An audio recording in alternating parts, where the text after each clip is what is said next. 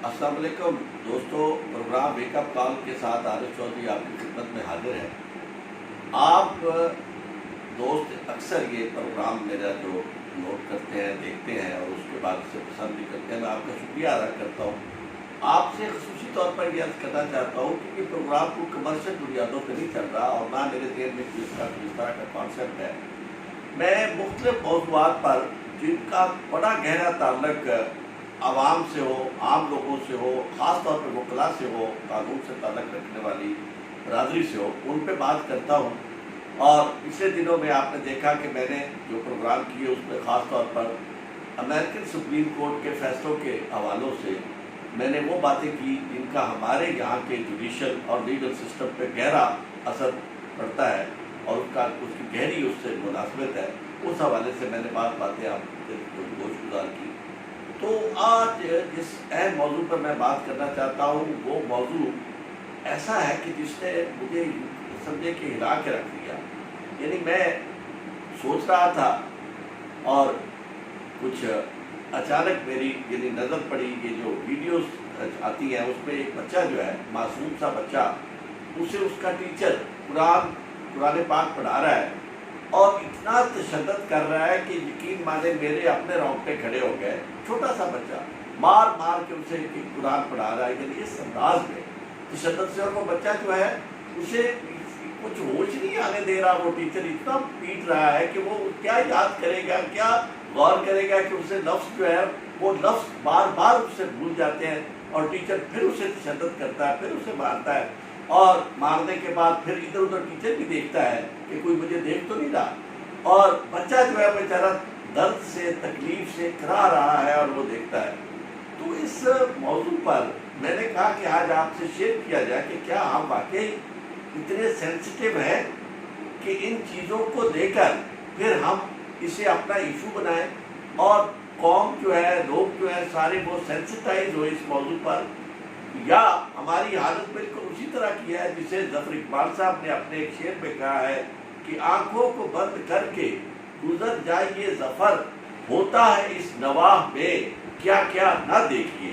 तो इस हवाले से मैं ये समझता हूँ कि हमें बहुत ज़्यादा तवज्जो देने की ज़रूरत है। ये मासूम बच्चे इतने ज़्यादा बेज़ुबान, मैं इन्हें कहूँगा, इतने बेबस और इतने लाचार हैं कि इनका कोई पुरसाने हाल नहीं। और ख़ास तौर पर ये जो वालिदैन सुपुर्द करते हैं टीचरों के, चाहे वो स्कूल के टीचर्स हों, गवर्नमेंट के स्कूलों के ख़ास तौर पर, या वो मदरसों के टीचर्स हों, उन्हें वो कहते हैं कि जी हमें बच्चा जो है वो उसे आप पढ़ाएं, चाहे इसकी खाल उतार दें, सिर्फ हड्डियाँ बाकी रहें। यार खुदा की बंदो ज़रा गौर करो, ये आप किस तरह का मुताला कराना चाहते, क्या पढ़ाना चाहते हैं बच्चों को। दुनिया में कॉन्सेप्ट ये है कि आप बच्चों के ज़हनों तक पहुँचे। और मैं हैरान होता हूँ, जिस ज़माने में मेरे बच्चे अमेरिका में पढ़ते थे तो मैं अपनी बच्ची को सुबह सुबह लेकर जाता था, तो इनकी क्लास में मुझे मौका मिलता था जाने का, तो मैं देखता कि वहाँ नगमा सराई के अंदाज में बच्चों को ABC पढ़ाई जा रही है, 1 2 3 बताया जा रहा है और खेल रहे हैं बच्चे। और इसी तरह फिर जनाब जो वो बड़े होते जाते हैं उनकी लियाकत और सलाहियत के मुताबिक उनको वो उसी तरह के टीचर्स, उसी तरह का एजुकेशन का सिस्टम जो है वो उन्हें अपने तौर पर आगे ले जाता है और उनको इनकरेज किया जाता है।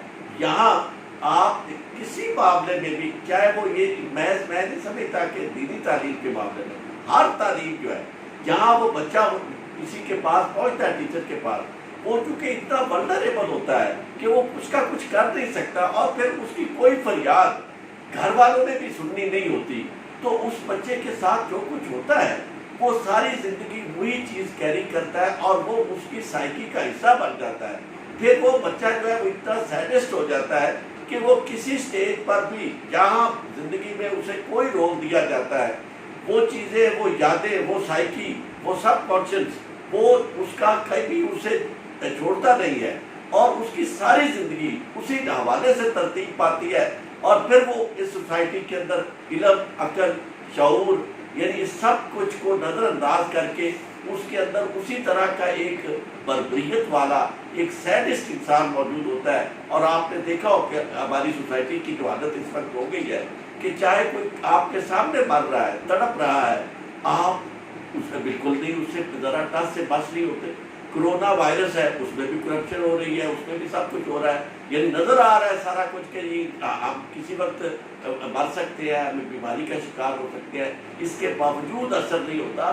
اس کی وجہ بنیادی طور پر ہماری تعلیم و تربیت کا جو انداز ہے، جو نظام ہے، اس میں اتنی بڑی خرابی ہے کہ جب تک ہم اس کی طرف توجہ نہیں دیتے، میں نہیں سمجھتا کہ کوئی بھی نتائج پیدا کرنے والی تعلیم بچوں تک ہم پہنچا سکتے.